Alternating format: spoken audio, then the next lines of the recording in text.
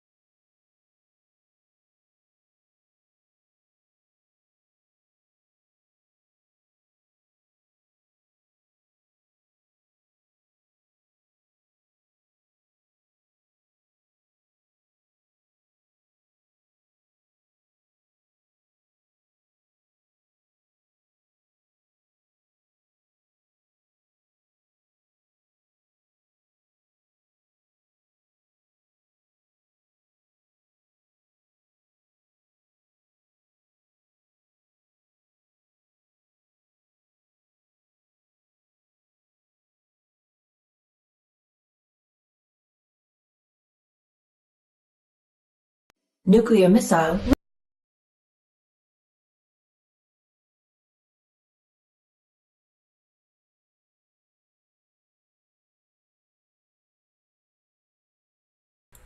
Hello, everybody, and welcome to the English coverage of the BJ Destruction Team League.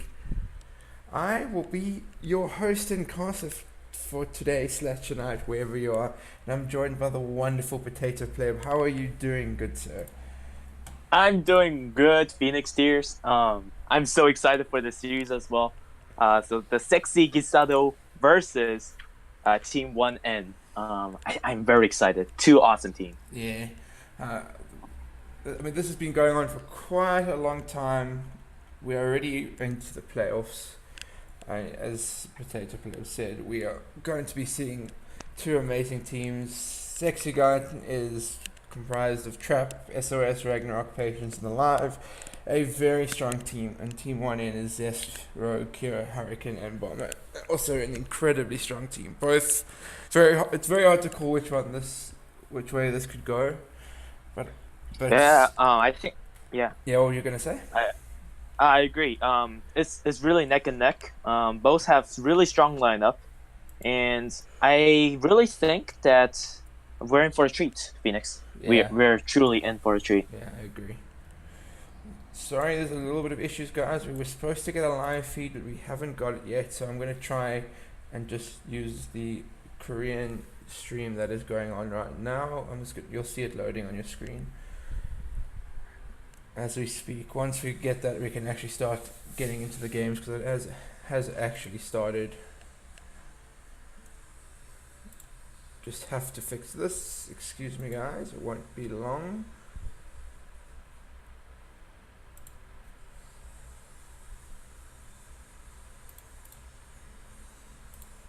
Okay. We are All right. actually finally in the game. It looks like it does look like Team 1N has put Hurricane in first, and Team Sexy Guy has put in SOS. So we're going to be seeing a PvP, and it looks like so far we've basically missed all the early game things you see in PvP: the double gate, double gas. It looks like Hurricane is going for Stalkers, and SOS also opened up Stalkers, but now he's going into Sentries. Yeah, and I think SOS is looking to hit that proxy, Oh, wow. or actually that is Hurricane probe looking for a proxy. SOS is known for a very cheeky plays, like some proxy whatever. So I think Hurricane was just looking out for those. Yeah, I think for sure one thing, especially in PvP, SOS likes to use the proxies more than he does really in the other matchups. So you've got to be scouting for that with SOS. I think that's what makes him such a tough player to play against.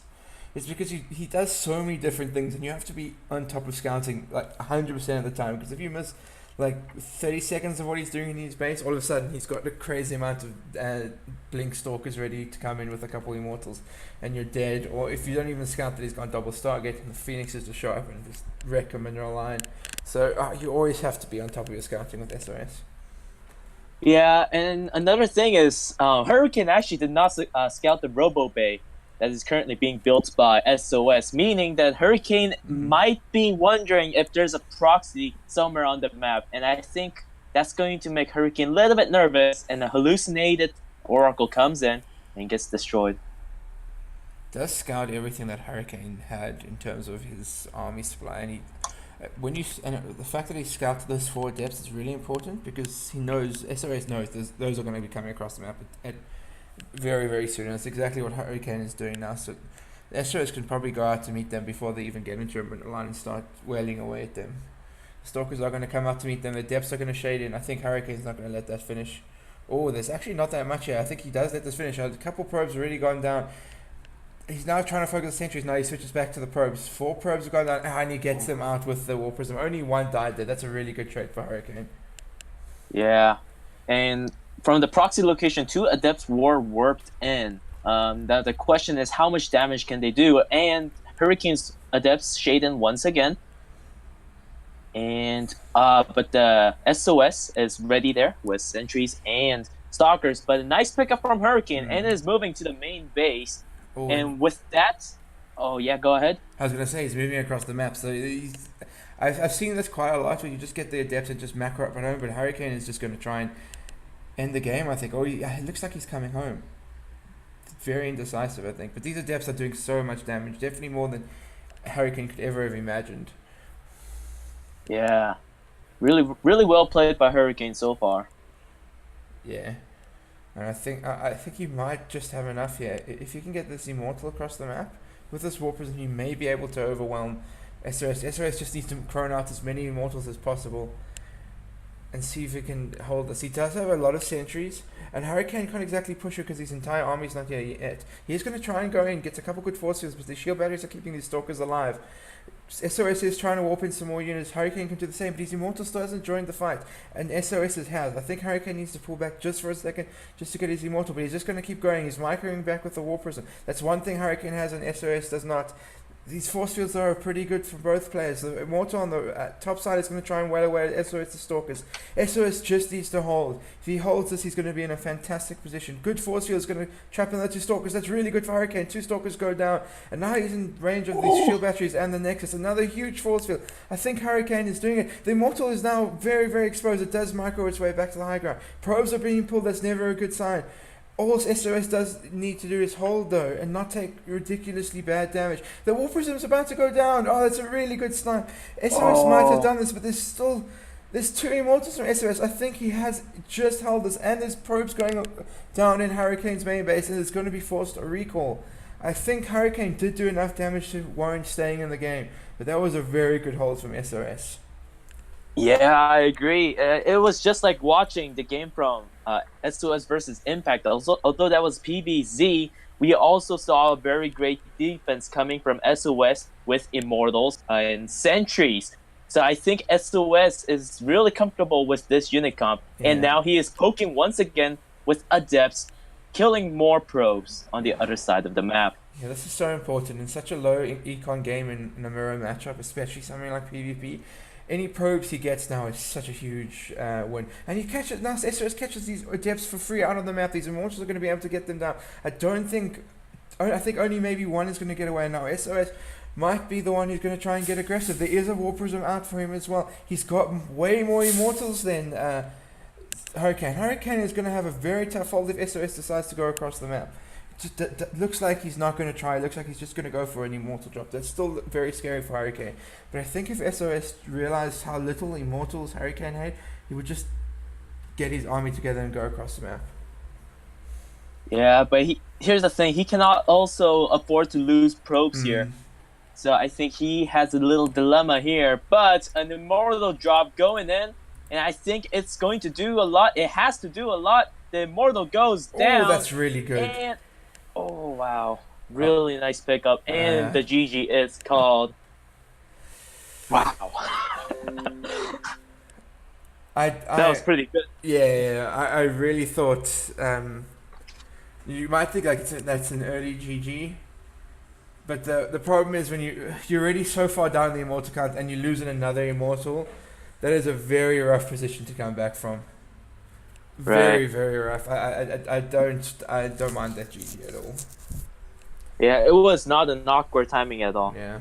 Well, Hurricane showed really good battle in the early game. Early game, Hurricane did show some class. However, SOS with a great hold and coming back and winning this round. So next round we need to see who's gonna come out. Who do you think will come out, Phoenix, for the next round? I'm hoping to see Zest. I'm hoping to see Zest, yeah, because I saw that he'd seen no games, and I really would like. I know it's a bit of a risk from Team 1 end because if they go 2-0 down, that's really bad. But Zest is a really scary player when he's on his day. I would not mind if we saw Zest, and I would also be overjoyed if Sexy Guy said Ragnarok because I love ZVP. Right, but I also do think that Zest is going to come out, and if Zest comes out and wins the next game, then it will be a huge morale boost for against the sexy Gisado. So I think we're going to see soon which player would be chosen.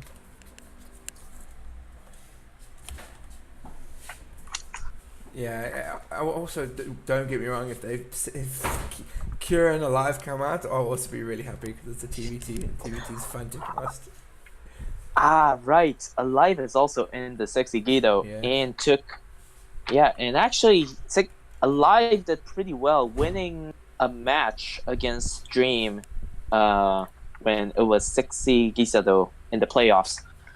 So I think Alive might be a decent choice as well.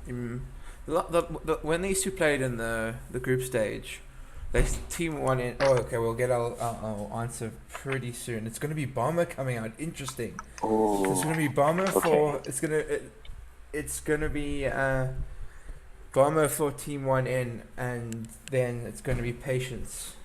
Sexy guy. Yeah. So we're going to see a good old PVT. Right, Patience not a bad choice at all. Throughout this Destruction League, Patience have shown a very fast tempoed game. He would poke very early in a very weird timing, and would clean up some creep in the case of PVZ, and also in the case of PVT against Fantasy. He also showed really nice pokes, and in the mid to late game, he also showed really nice storm connection and really good engage and took the victory. Yeah. And PVT recently has been a lot of, obviously, Terran trying to put as much pressure on as possible, because it's very hard to stop the Protoss economy once it gets going. Because once the Protoss gets to like Colossus and Storm and that kind of area, it's very difficult for Terran to make a lot happen. So we might see something a little bit more aggressive from Bombas and maybe two base plays. Because especially, again, it's a map as big as Automaton. You don't want to just let your Protoss opponent just do whatever they want, because once they get to the late game on me, it's very scary. So let's see what Bomber is going to go for. But it does look like it's going to be Reaper Fast Expand from Bomber, and it was Gateway Nexus for Patience. So no very early aggression for both players, which I'm not surprised about on a map like this. Yeah. Oh, but something. Oh, a pylon is going to go down in a proxy location for Patience. Yeah, Protoss are doing this a lot as well. They just proxy a pylon and maybe a gate. And it's not even a huge commitment. They just go to gate behind this and just walk in a whole lot of stalkers and try and overwhelm the Terran opponent. Yeah, and it's such a powerful build if you don't scout it as well. But the proxy Stargate is going to go down. I haven't seen a proxy Stargate in a while. But it's right. still. I was going to say, if the Terran opponent is Court of God and doesn't see that there's going to be an Oracle coming, it's going to lose so many SCVs. You need a Cyclone, you need some Marines, maybe even a Mine could help, but you have to at least hope to see this coming, because if an Oracle gets on the mineral line without any reaction, you're going to lose 4 or 5 SCVs, and that's a really bad position to be in already. Yeah. And especially since Proxy Oracle, it comes in a very fast tempo. So Bomber needs to scout this. But I think Bomber didn't even get to look at the main base of Patience. Yeah. So he's totally in the blind here. I think he's assuming that it's proxy, because you don't normally bring your Reaper home. I think he is assuming that this is proxy, but I don't think he thinks it's Stargate, because he's not... he is making a Viking. Okay, so maybe he is sensing this, because a Viking is the perfect... you don't normally get a Viking this early against Protoss, so he must be expecting an Oracle to fly in, and it is going to fly in. One SCV does go down. I think only just one. That's not terrible. Yeah. Two SCVs and actually 3 SCVs, 4 SCVs and a Marine.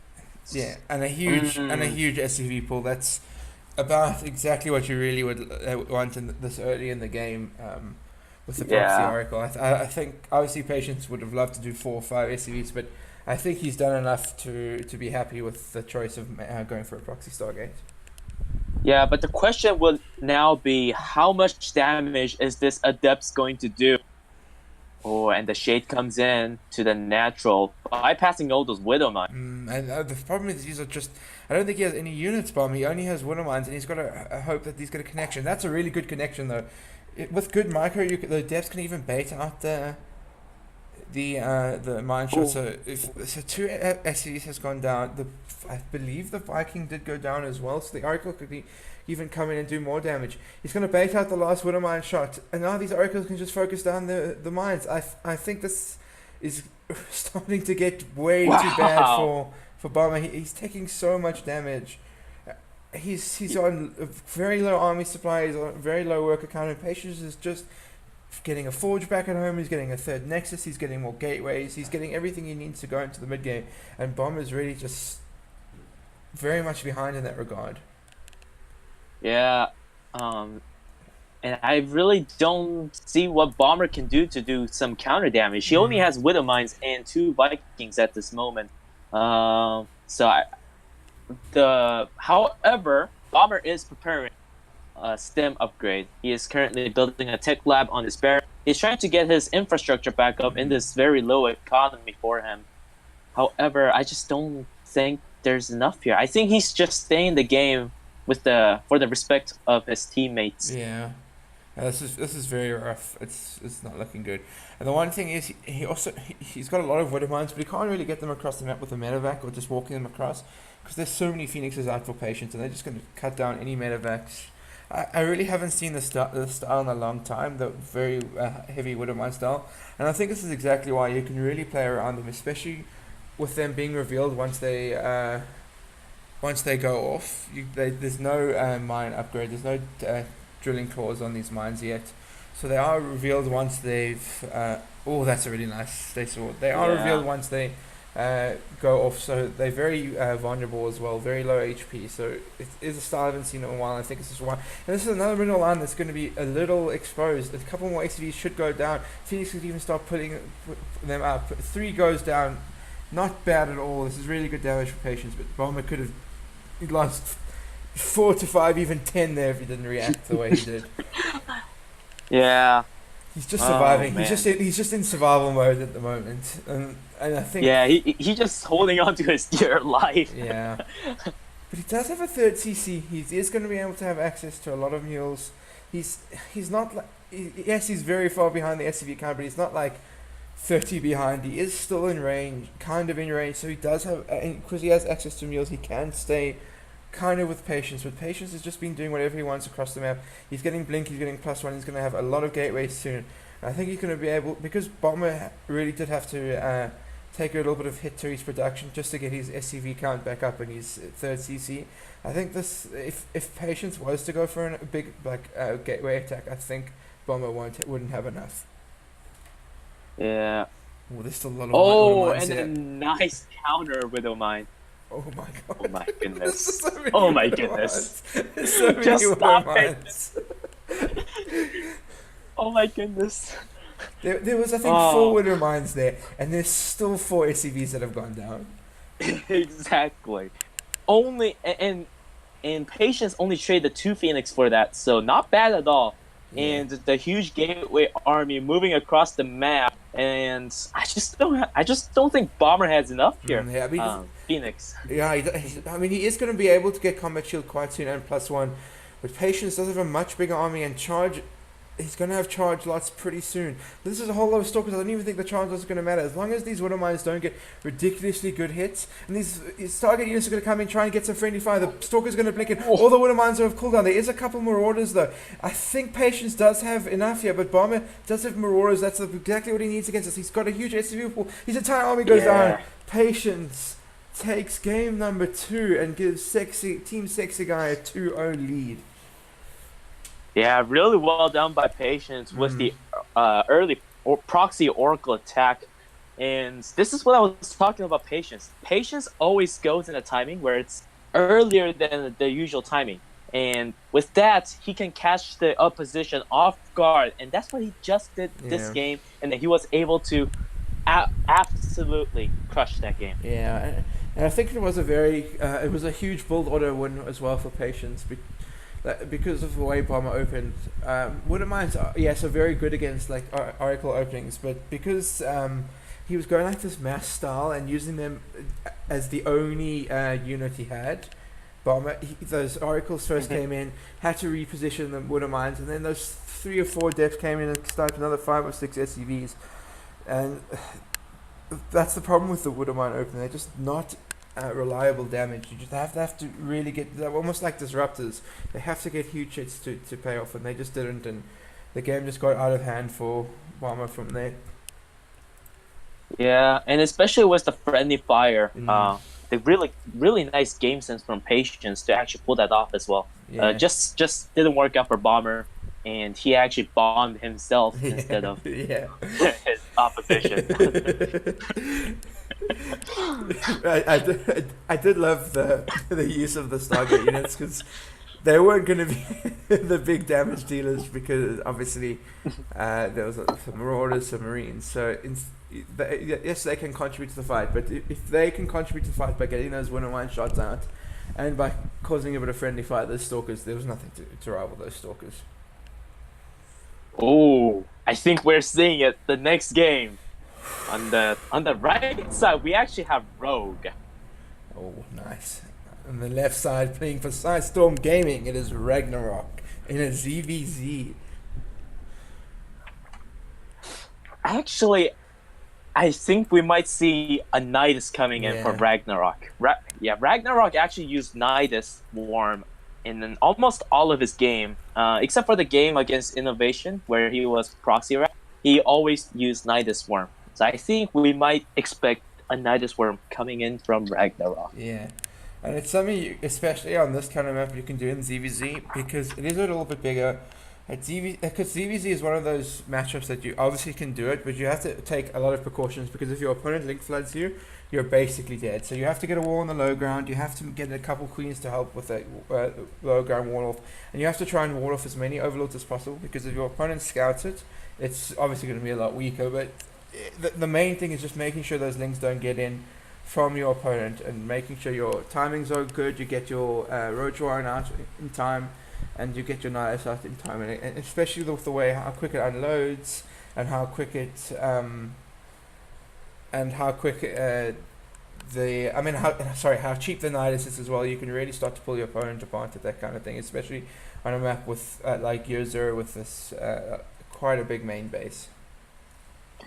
Yeah, and also so far, actually, Rogue was rather aggressive as well. So I think just like you said about the flooding with the Ling and Banes, I think we might actually see that coming in from Rogue as well. Yeah. Against Maru, although that was a ZBT, he also won that by Ling Bane. And against Su, actually, he also won by a very early Ling Bane. So I think we might see that from Rogue coming in, just like you have expected. Yeah. It's one thing that makes this map very weird for ZUZ is its size. Obviously, but because it's a lot hard, and also because of the pathing, it's a lot harder to hide if you're going for a huge attack. But it's definitely something that you can see possible in CVZ. You can see an opponent just stop droning and just make a whole lot of Lings and Banes and try and bust. So right. But I think so far both players haven't gone for a Baniness yet. They haven't gone for a third base, which is quite curious. Normally a third base has gone down. I think both are trying to, because they're both scouting each other's third base, they're both trying to suss each other out, see what each other are going for. Oh, there is going to be a third base from Ragnarok. A very macro-oriented opening from Ragnarok, and still curious about what Rogue is going to do. He's putting down an Evo chamber right now. What could that possibly mean? It could be for. It could be. He could go +1 Carapace. And what you do with that, you do a Roach Ling timing. Yeah, there's the +1 Carapace because both the Roach and the Lings do.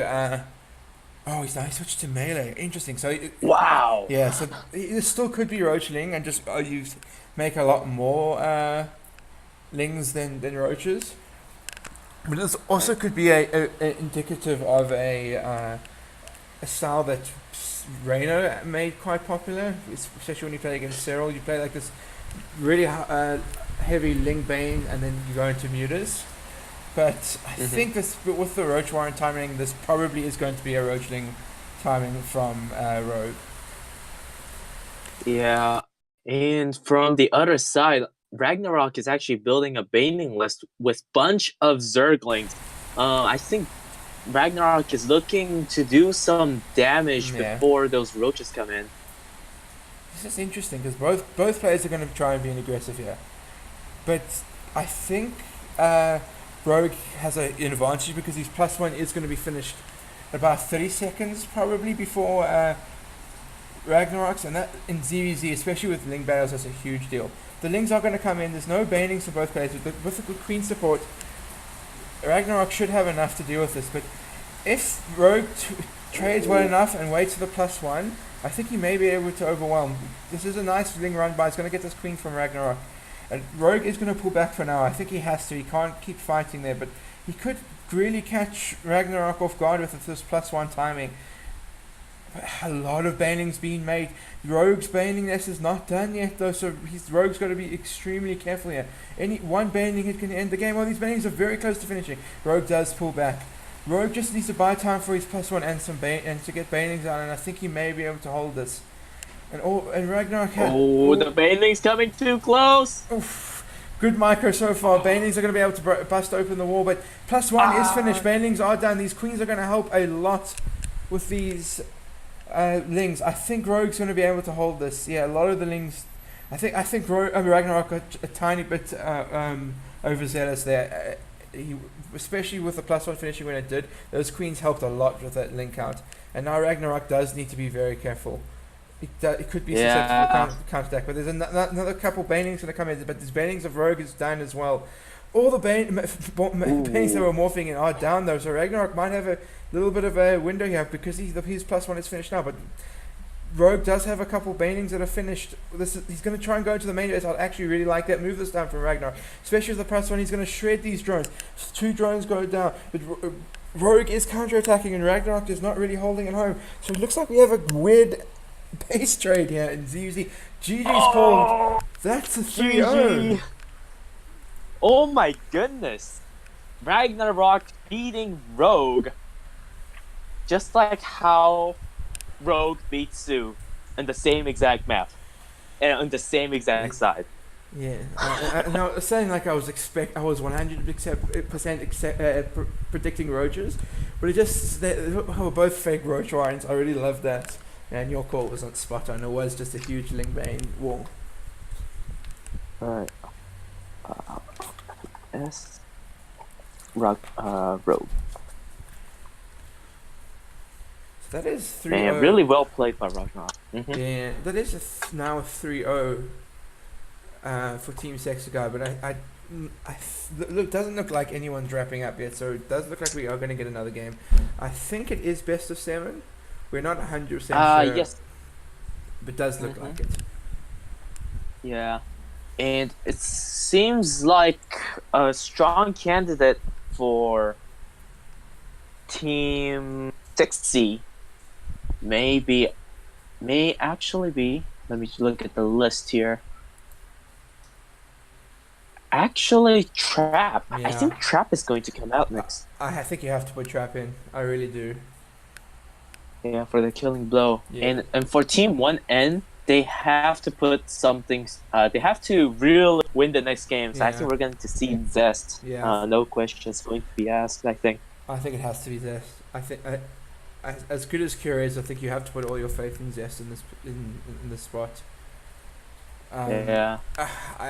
And obviously they are now match point down. They have to win 4 games in a row. I assume that with the best of 7 format, obviously you can revive players once everyone has played, but they are on their last legs. If they lose one more game, this series will be over, and it will be a shame because I think this really was could match up to be a really good series. Like, we could actually see 7 games. All Team 1 need to do is just get 1 on the board, and I think that might be able to get the momentum back in their favor. Right. And I really do hope that Team 1N could actually get back in the board because I really do think they're actually able to beat the 60 Gisado. I just think that they had some really bad engagements, just unlucky with their scout. So I really hope that Zest could turn this around in New Repugnancy. Yeah. I think they'll be a little bit demoralized team on it because I really do think they thought Rogue was going to be able to get them onto the board. Rogue is such a scary player in ZVZ. I mean, he takes Right. Dark to 5 games and beats him, takes Cyril to 5 games and beats him. I think he was really feeling confident against someone like Ragnarok. But Ragnarok has been playing really well of late. Some really insane performances. And with ZVZ, you honestly never know. One bailing hit, one good counterattack can win you a game. Yeah, I think that Bane connection was the morphing Bane was the really decisive factor. Yeah. Just wiping clean the Bane count for Rogue. It's just beautifully played by Ragnarok. Yeah, and I think Rogue would have been able to hold that home with those Bane. Without a doubt. Without a doubt, Rogue would have been able to hold it at home. So yeah, that was definitely the winning move. We do have a little bit of a break, guys. I'm sure you can see the countdown in the right corner. We will be back as soon as possible. And while there's that break, we can still talk your guys' ears off. Yeah. The winner of this series will go against Pizza Maru, which is obviously, of course, Maru's team. They obviously finished top of the standings. They did lose one game, but they had a much better map differential than Team 1N. But I think whoever wins here, doesn't actually matter. We'll put up a really good fight against them because that's the team. It's only 4 players, but it's 4 huge game winners: Maru, Classic, Crater, and Keen. So that is going to be an extremely interesting matchup. Yeah, and I just really like the fact that Pizza Maru's team is like so stacked. Yeah. Maru, Classic, Crater, Keen, really great lineup. I think the finals is going to be at I believe this Sunday, 4 p.m. Yeah. It's Sunday. Yeah, it's Sunday for me, but at 9 o'clock in the morning. Oh, 9 o'clock for you, correct? Yeah. Yeah, but I think I do really hope though that it isn't a quick 4-0 here and Team 1N are able to start a fight back. To be completely honest with you, I was really hoping that Swedish Champion would do really well because I'm a huge fan of Innovation, but unfortunately, it didn't really go well for them. Yeah, I'm also a huge fan of Suran Innovation. Yeah, I think he's just a player that no one can hate. He's like really humble, really good. So I just think Innovation's a real nice person. Yeah. And also, we have someone in the chat saying hello, Enki Scan. Hello, Enki. Or Enki SC2. Hello, Enki. Welcome. Yeah, welcome to the stream. Feel free to just leave a chat here and there. I will try my best, or we will try our best to respond to them. So feel free to leave some comments about the game, about the stream. So yeah. Yeah, you guys can let us know who you think's going to take us, and you're not allowed to say Team Sexy Guy, even though they do have a very good chance of doing it. we need to send our energy as much as we can to Team 1N. Yeah, Team Sexy Guys just playing sexily. So I really hope that we can see a better game, like a comeback from Team 1N. Yeah. Yeah, as we said, it's possible. They have got some crazy players. I can imagine, though, we are going to see Zest versus Trap. I would be surprised if it's Kira versus Trap in this scenario. As good as Kira is, TVP is a very difficult matchup to make work. But it is on Europe, I can see a bit of a smaller map, so Terran could be a bit more favoured there. I'm curious to see who we are going to see. But I think Zest would be a better call in this case. Yeah. However, Zest is in a lose streak, I believe. He also lost to Lenok. So I think if Zest comes out this game and wins, it will be a huge morale boost for Team 1N. So I really hope that Zest could come out and do really well. Yeah. And he definitely is capable of this for sure. Yeah, he's very very capable. As much as I okay, we are going to see Kira. I was gonna say I really did want to see a bit more Terran, and we're going to be seeing a live, so it is going to be a TVT. How interesting! Ooh. And it looks like that's a very early SCV from Kira. I think this is going to be a proxy. So Kira is putting his team's life on the line with a proxy on New Repugnancy. But I assume it is going to be Reapers, and Reapers are very good on New Repugnancy. There's a lot of cliffs you can jump in and out of. But, and Alive is going to be taking his barracks at home. If he opens up Rack's Fast Expand, though, this is going to be a very tough hold for him. It is holdable, but it is one of those things that you really have to have incredibly good micro. And it does look like he hasn't taken a second gas yet. Okay, no, there's the second gas. Alive does have what he needs to hold this. I really don't know about Cure right now. He is getting kind of softcore countered right now. Yeah, I think so. But it's still, if Alive back to Lacey's factory a little bit, or opens the Marine and doesn't take... I mean, you can't say he doesn't take it seriously because he actually doesn't know what's coming. But if he doesn't do like a normal TVT opener, he might be in trouble. Okay, yeah. So straight into factory, he should have access to Hellion quite soon. So what you got to do with this, if you're the defending player, you need to you have to actually. Oh, that's going to block one of the spots. Oh! But you can get up So close. on the top side.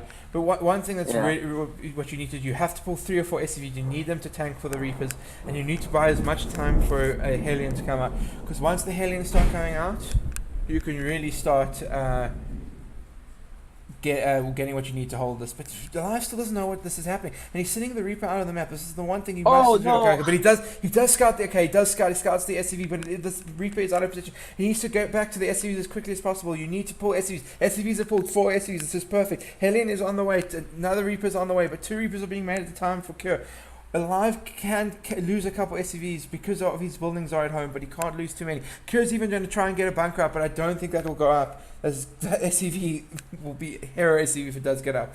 But it's not the end of the world if Cure doesn't do huge damage to this. He is getting a factory at home. These Terran players know how to macro out of this kind of situation, but Alive does look like he has what it takes to hold this, and we might be getting a bit of a longer game this time. Yeah, but 4 Reapers can actually melt the Hellion as well, just like that. But the second Hellion comes in, and it looks like this is shut down. If that Hellion didn't come in when it did, I mean, this is still very bad for Alive, because there's another 4 Reaper. There's going to be another Reaper coming in as well, but the next Hellion is going to be up pretty soon. But this is actually getting really good for Curie. I think he's done enough damage to feel happy. He's going to be able to get his factory back at home. He can lift his barracks at any point, and he can just start making SCVs. All that really Alive has going for him is obviously he has his factories quicker, he has his buildings at home, but he's not going to be able to really get as many units out as Kira because he's been taken so much damage. There is going to be Banshees on the way for Alive. Maybe that's his way back into getting into a good position to this game. Yeah, but the thing is, Cure also did scout the starport building a tech lab. And I think it's very likely that Cure knows what's coming to him. Yeah, and he's getting a Cyclone Cure at the moment. I really love this This is amazing! Oh, I love this so much. This is so cheeky. Wow, such a high-level move coming in from Cure. Delaying that tech lab switch, and he's going to scout if it's going to be Cloak Banshee or Ravens. Really well played by Cure right now. I don't think I've ever seen that. I didn't know that the add-on changes back to the color of the building, because I was expecting it to stay red, and then halfway through it turned blue. Because I've never seen that interaction before. That was amazing. Yeah, it is a sight to see. Oh, and here, check it out. These Reapers getting even more Cure is value. actually going to delay Alive's expansion Oh, as well, there's no which units is at really home. nice. There's no units at home. Okay, the Cyclone no. does come out just in time, but he is going to lose 2, maybe 3 SCVs. And a lot, I mean, this is getting really bad for him. It is TVT, and TVT is not a matchup you can be kept behind 40 SCVs, but this Banshee is going to come in now. There's no detection out yet. The Raven is not out yet, so maybe Alive can make some moves to get back into this. But now there is a scan. The Cyclone gets the Banshee. That is so bad for Alive. I think Team 1 in is going to be able to get a point on the board here.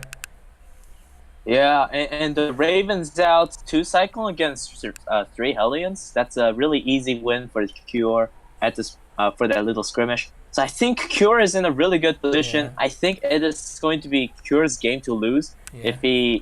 The only way he can lose right now is if he does a major slip up. Yeah, and I think his natural is also a lot further along than Alive's, and that's obviously a massive deal.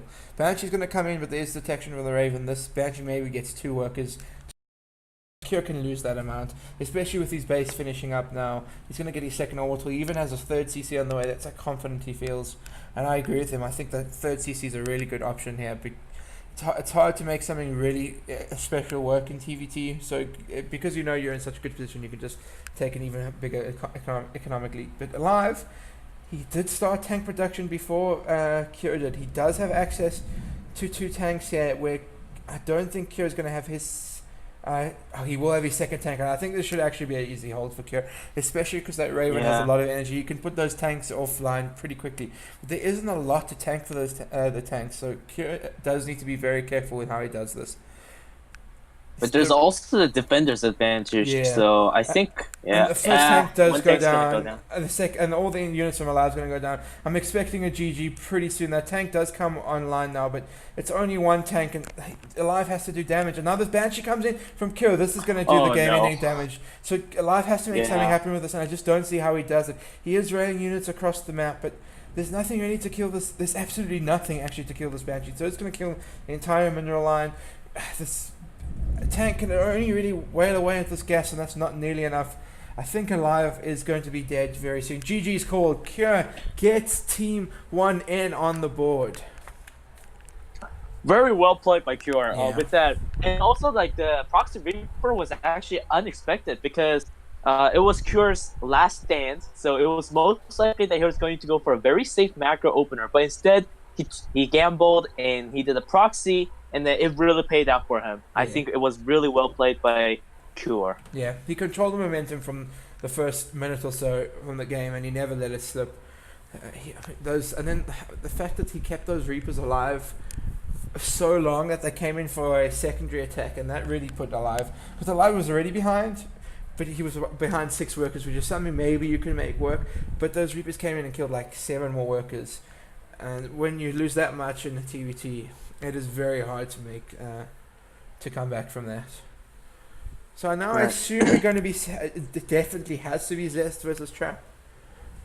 So we should be seeing a PvP coming up. So this is going to be really interesting.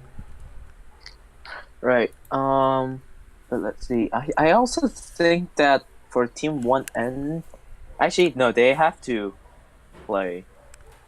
Yeah. I think it does have to be Zest versus Trap.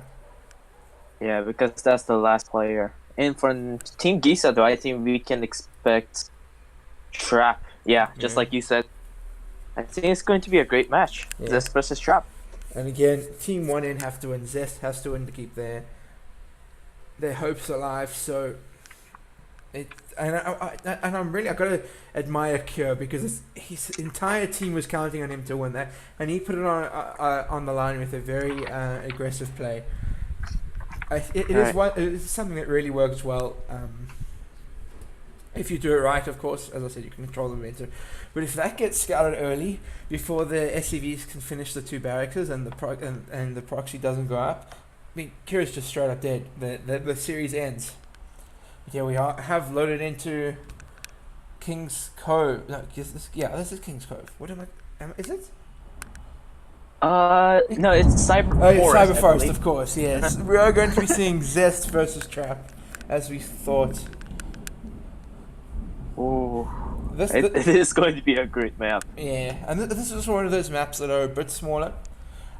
I believe Lord and I worked it out. It is the smallest map on the map, pool, just smaller than New Repugnancy. So we might see some aggressive PvP plays, which has been quite prevalent lately. Some people like to open up 4-gate Robo and just get a War Prism out.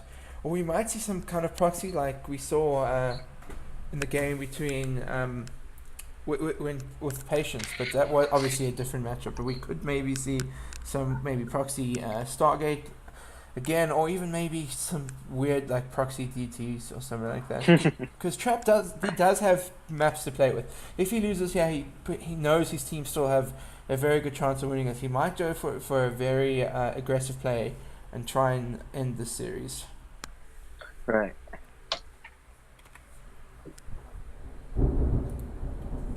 Two-gate openers for both of the Protosses.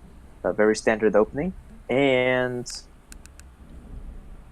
Cyber Force going down actually almost at the exact time. It's Yeah. like it seems like we're watching like a mirror. Yeah, I think with PvP, you're always going to get that kind of thing because there's no really other opening that you can go for, because if you go for that gateway nexus, you're going to die to any kind of aggression from your opponent.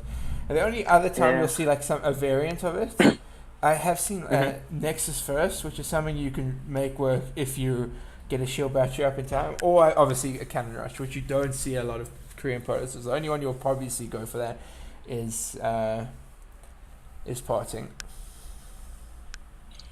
It is going to be a depth from Trap, so this is where obviously PvP gets a tiny bit more interesting. What each players go for first. So when you obviously go adepts, you're not trying to be defensive with those adepts. You're trying to be aggressive. You're trying to get map presence. You're trying to maybe get into a winter line and start killing probes. But Zest has gone very defensive. He's gone for the Stalker Sentry. And the one thing also the adepts allow you to do, because you don't spend as much gas, you can get an earlier Stargate or an earlier Robo, which is what Trap is going for. And one thing I'm worried about Zest is since he's on a lose streak, I think he's actually going in this game a bit very pressured. I don't think Zest is really confident right now. Yeah, and these adepts would come in and kill a sentry very quickly. And losing a sentry at this point is not good. These adepts come in, they're probably going to get a second sentry. Oh, that shield battery. Oh. If that shield battery doesn't... Oh, they still might do it. Oh, so close. My goodness. These are really important trades in such an early game. These adepts aren't going to get much value late in the game. But especially with this heavy sentry opening, the sentry openings are so strong because of the force shield. But these adepts are going to be able to come in and they're going to be able to one-shot a sentry again. Shield batteries have to go into overdrive, and there's no really force fields to block them in. Okay, so Zest does buy enough time though for but it does only lose one adept. Zest does buy enough time for Warp Gate to finish, and so you can warp in Stalkers. But now he's got to defend on two fronts. The shield battery's blocking is natural, and now the Oracle can fly in almost unopposed, I think. Okay, no, there's Stalkers going into the main base to deal with it. But the thing is, actually the Adept's Shade doesn't complete, and I think you are a little bit scared of some kind of counterattack if you lose all those Adepts, because Zest, I think Zest did have a Robo if I saw correctly, so you can just make a Warp Prism and warp in a whole lot of Stalkers, but these Adepts are still going to get so much value in terms of giving him map presence, and there's nothing Zest can really do that Trap won't know.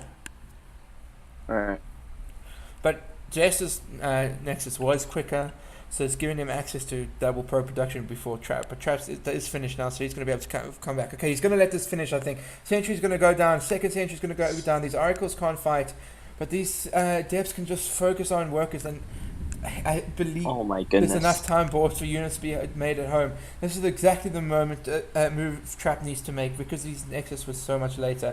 So he's now going to be able to take a one-worker lead, but it's a very equal game now.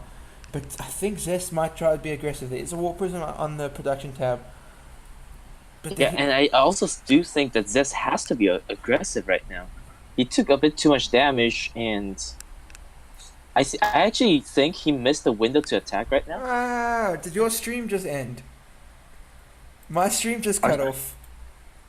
Oh, really? Yeah, I'm going to refresh. Oh my god. We're going to fix this. We're gonna Yeah, that's fix what this. happens with Africa TV usually. Yeah, we'll fix.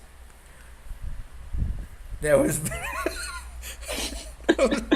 I was like, what? Because I thought, because I obviously had forgotten that it was a feed, so I thought my computer had shut down. And I was like, what is happening? Okay, now we're back up. We're back up.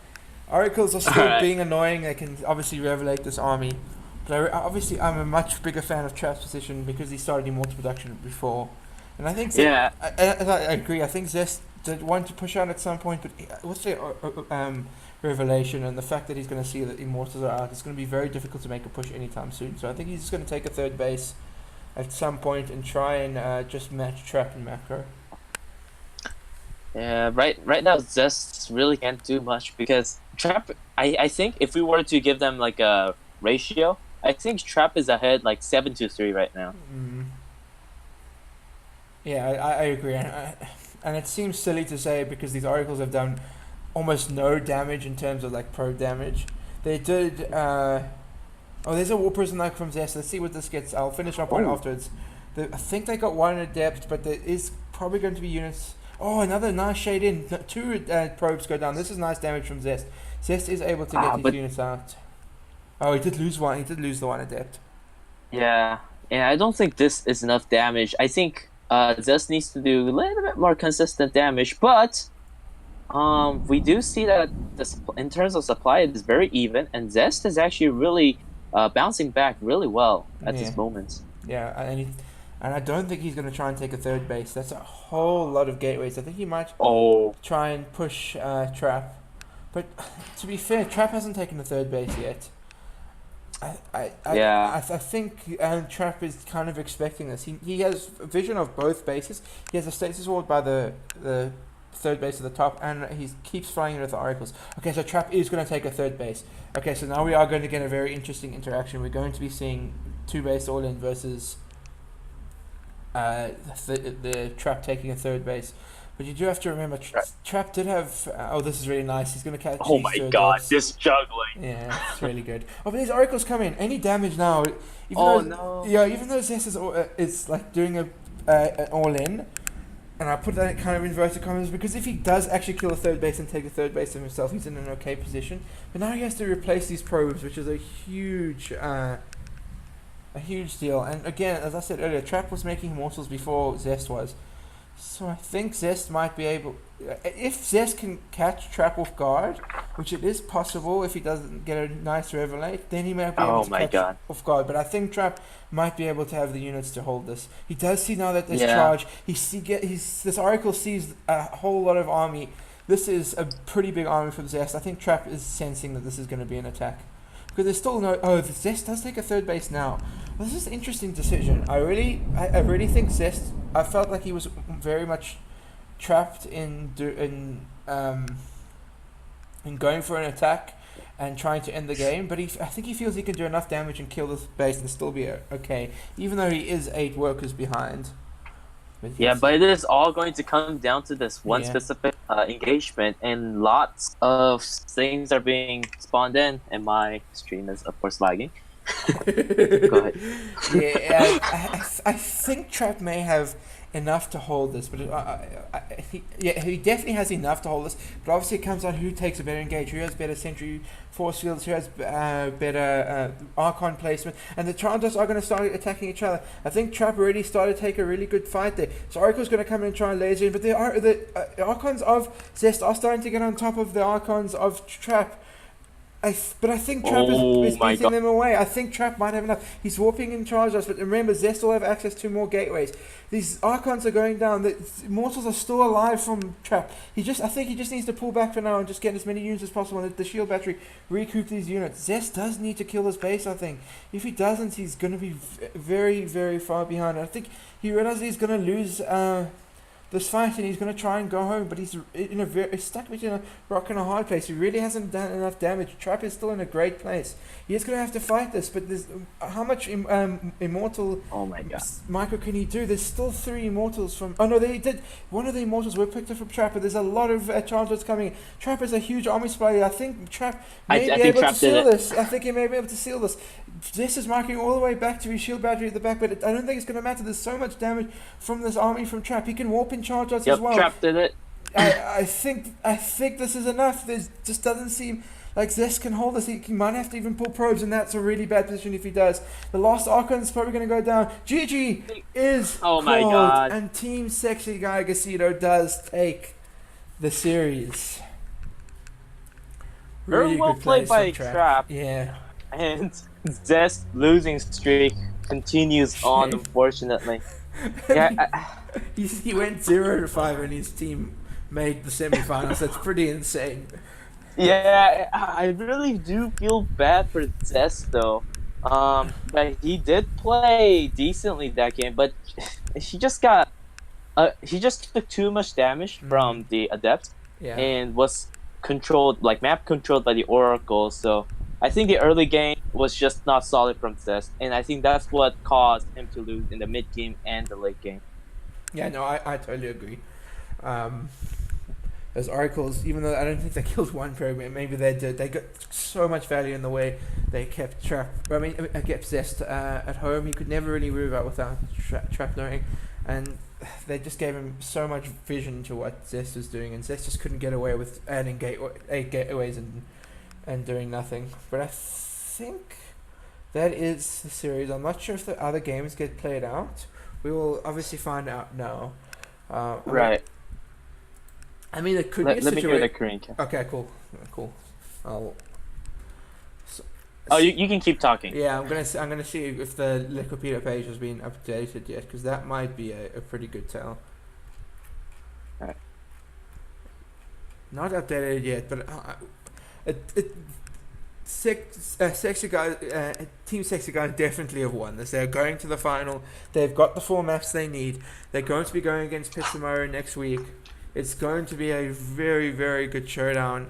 I don't know who's casting it in English. Maybe we do it. Who knows? But yeah, I think that they just showed on stream that it is going to be the series. Another 4-1 victory for Sexy Guy in the playoffs. That's a very, very good performance from them. Yeah. Sexy Gisado is really looking strong, and I really think they have a chance to win this win this as a whole tournament. Like Pizza and Maru, although they showed really strong games in the early on, if we look at the win and loss ratio of the team games, they're pretty much even. So I think it's going to be really interesting to see what how the game turns out this Saturday. Yeah. Or was it Sunday? Yeah, this Sunday. And and also it's going to be an offline match, so Oh wow. I think we get to see these casters. That's really cool. That's really cool as well. Yeah. Yeah, but very well played. Team 1M just didn't have what it takes today. I really think Team Sexy Guy were just a lot more decisive and a lot more confident. It always felt like they were bossing the games. They had the momentum, obviously, besides for the Cure game. So they really did. Right. And I'm very impressed with Ragnarok being able to take out Rogue. So they definitely deserve this victory, and it's going to be a good final. Actually, I think Ragnarok is a player to watch out for the next year or two, because Ragnarok is really getting good, especially in IAM. He showed his class by beating major players such as Innovation and also making it to the round of 16, I believe, but to the tournament phase. So I really think Ragnarok is a player that we should watch out for. Yeah, his new team, System Gaming, is definitely helping him reach the next level. Since he joined, he's just been having considerable results that I honestly didn't expect from him. So it's really good to see. Yeah. But I think that's going to be it for us. That was an extremely quick but very fun cast. It's my first time ever casting with Potato Player. But I think it's my first time casting an Alpha X event with a co-caster, because I normally do solo cast. So this was this was really fun. I really enjoyed it. I'm not sure who's going to be casting the final, but I assume Alpha X will be doing the stream. Right. I think it might. I know that I'll be co-casting it, but the main caster, I am really not sure who's going to be. So, just keep an eye out for Yeah, it. yeah. Keep an eye on our Twitter. We will let you guys know. Thank you everyone for coming and watching. This was actually the first time I've ever been able to really cast a high level Korean, so that was really fun for me. Again, thank you to Potato Club for casting with me. Very, very Oh, my awesome. pleasure. Very awesome. I guess My pleasure. I guess we shall see you guys soon. All right. See you guys in the next time.